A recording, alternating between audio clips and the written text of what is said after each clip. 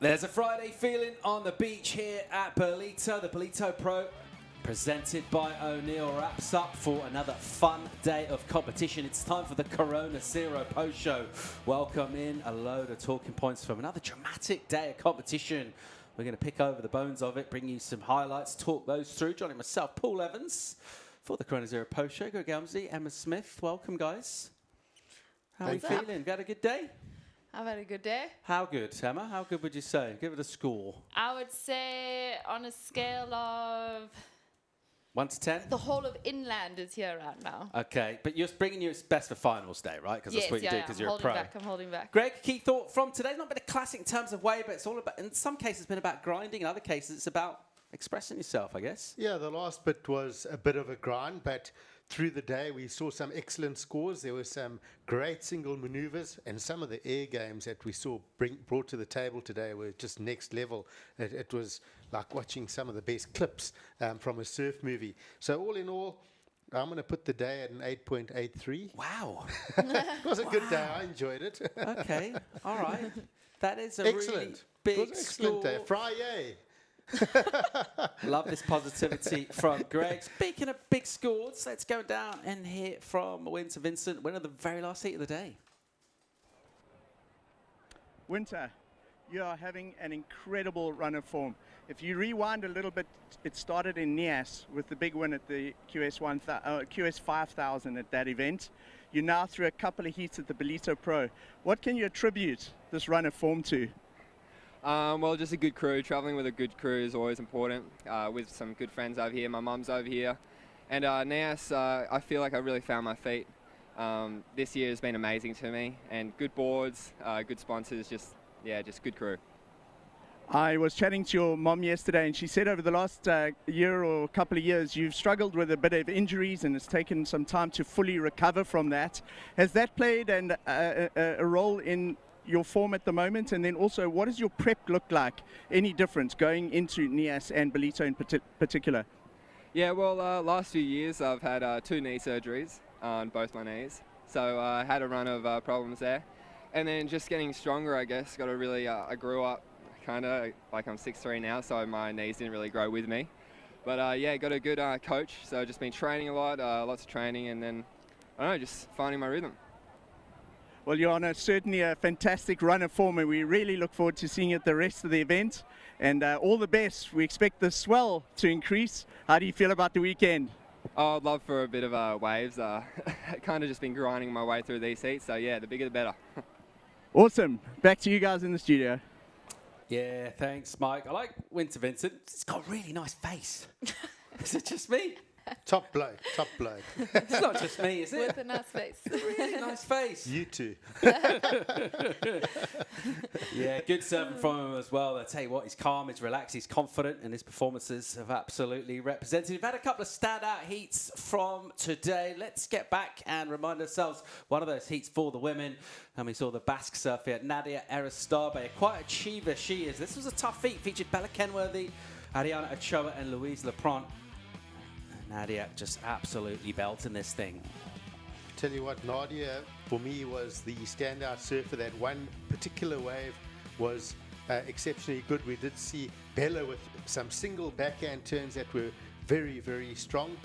And we just saw Ariane battling to get going. But this particular wave was the best wave for me from the women's side. Just that board looked so sharp and so alive. And I actually spoke to her after the heat. She said she's got a magic board. She loves it. I said, well, look after it. Yeah, Bella Kenworthy, big performance from her there. We talk about that generation, some of those Americans and the spark they bring. It's all cool having the clips and having that hype, but able to do it in the heat as well. Impressive from her today. And she was asked a couple of questions. She responded in the best possible way.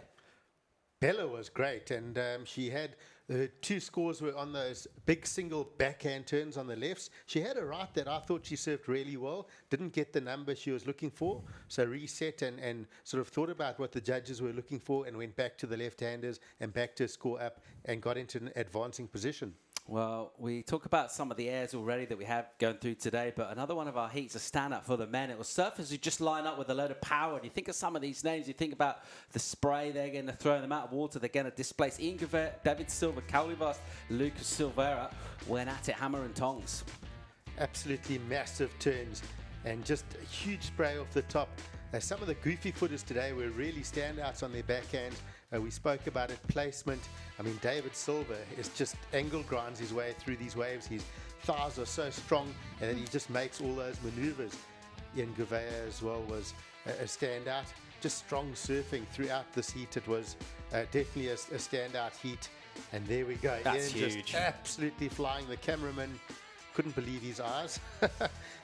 But Deivid Silva did end up with the win with just absolutely massive backhand attack and just flawless surfing. Yeah, crazy the stuff he's able to do on those right-handers. We've known about it for a long time. You kind of know what's coming, but it doesn't make it any less impressive when he does it. And just how hard he hits that, the spring he gets from his legs. But I think also, thinking of Ian Gouveia, someone that we saw on tour, we're seeing a sort of a reinvigoration, if I get it right, from him. He's like a new guy. There's some new energy there with him. He's got some new confidence. He also looks like he's having fun, Emma, and you've been buzzing around the site a bit. And that good energy, sometimes that shows in your surfing in the water too. Yeah, definitely. I've been buzzing around everywhere, and there really is just good vibes everywhere. And you know, these heats are so important, but you can just feel like when you get down to the beach and the waves are like this, everyone's actually so excited to surf, and just so many airs. I mean, at one point when I heard someone else got an air, it was almost like, oh no, not again, you know, just kept topping up each other. Yeah, it was exciting. Yeah, got the crowd involved, didn't it? Let's get into our top 5 moments of the day. One thing we love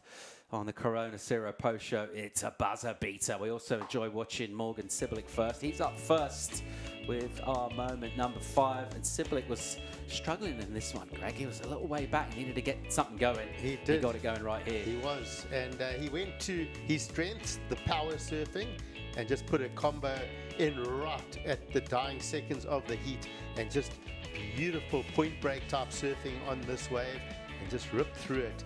And comfortably got the buzzer beater and got through the heat. Yeah, a bit of experience showing through there. Backed himself. Here's our defending champ, Bronte Macaulay. And that can go a couple of ways. Can have pressure on you. You spoke to her after this heat, Emma. She looked great out there. Yeah, and she's actually riding the same board she won the event on last year. So I think it's her magic board. I said to her, I think she was the queen of Ballito last year and looking the same way this year. Sammy Pupo, we had him in the studio. Great insight from him. He was even better out in the water, Greg.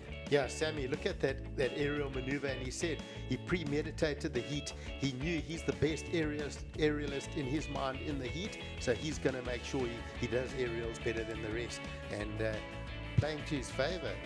Yeah, well, this was incredible surfing from Jackson Bunch, who just put massive numbers up here as well. And he just looked relentless, and you know, there's a lot of big names in the draw. And we talk about some of those experienced surfers, those warriors of the championship tour. This guy, he's deadly. Absolutely deadly. I mean, the speed he gets, the projection off the turns, and then, of course, his air game is just on another level. Yeah, a bunch of airs going down. I think this one was the one that sort of lit the touch paper, wasn't it? Joel Vaughan punted this, and from here, things just fired right up. Oh, and we saw Edgard as well, just absolutely hammering. He had a couple that were incomplete, but then that one felt good. O'Hara as well, just showing he's still got plenty in the tank. He enjoys his surfing as well. And Bunch just looked so good out there. And that was a slow heat. It was a tough one to call. There's nothing going on. It fired right up with this. And he's an entertainer. He mentioned the familiarity with that trade wind. He surfs at home all the time. There's Gouveia. We talked about the rejuvenation from him. It's great to see him with a load of spark. That is a massive pop from him. Huge stuff. He's stoked not to have parked it on top of our water photographer's head, which is pretty cool. We've had a bit more of a chance to look at surfers. Who are we fancying now? Any tweaks, any changes to our favourites for the win? Any updates? Now we're on the spot. Well, I just think I think we've, I don't want to say this wrong, trimmed the fat. Anyone that's not on form is out the contest. I think pretty much everyone that's got through today is like, they're on another level. They're moving towards that final pinnacle of the win. And they're pretty much all in there to go for it. They're all looking great, all the surfers remaining in the event. Should we take a look at our final bracket and see exactly where we are and how we're setting things up? Okay, do you know what? we're going to go and check out our Surfline forecast and see what's in store as we head towards the pointy end of competition. We said we were going to save the best for last. We're still pretty confident about doing that. And we think this swell's going to fill in, be a bit thicker and nice and clean as well. A little bit of a jump up in terms of height. This is what we're looking at. Yeah, so we've still got all that, those systems moving down the south, and they are pushing up into the KZN region. So we're going to see swell from tomorrow filling in. We have heard from down the coast that it is starting to fill in already. So we're going to see stronger waves. And I think what we're going to see is a bigger version of what we have seen over the last couple of days, which will be great. Punchy surf. But if we can see surf getting into that 5 foot range, 4 to 5 foot, maybe the odd 6 foot with those heavy sections, I think we're going to see some entertainment and some massive surfing with big turns, huge airs, and it's going to be entertaining. Love that kind of talk from Greg Amsley. We are hopeful surf's getting a pick up. We know performances are going to be incredible, and we're really looking forward to wrapping up. We've got the weekend, we've got Monday as well, so we've still got 3 days to play with. We've got plenty of heats left to run, but I think we can afford to pick the very best out of things, which leaves us really to talk about tomorrow. 7 o'clock call for a 7:30 start. Thanks for tuning in to the Corona Cero post show. WorldSurfLeague.com. We'll see you there tomorrow. For now, it's time to say cheers. Cheers. Cheers.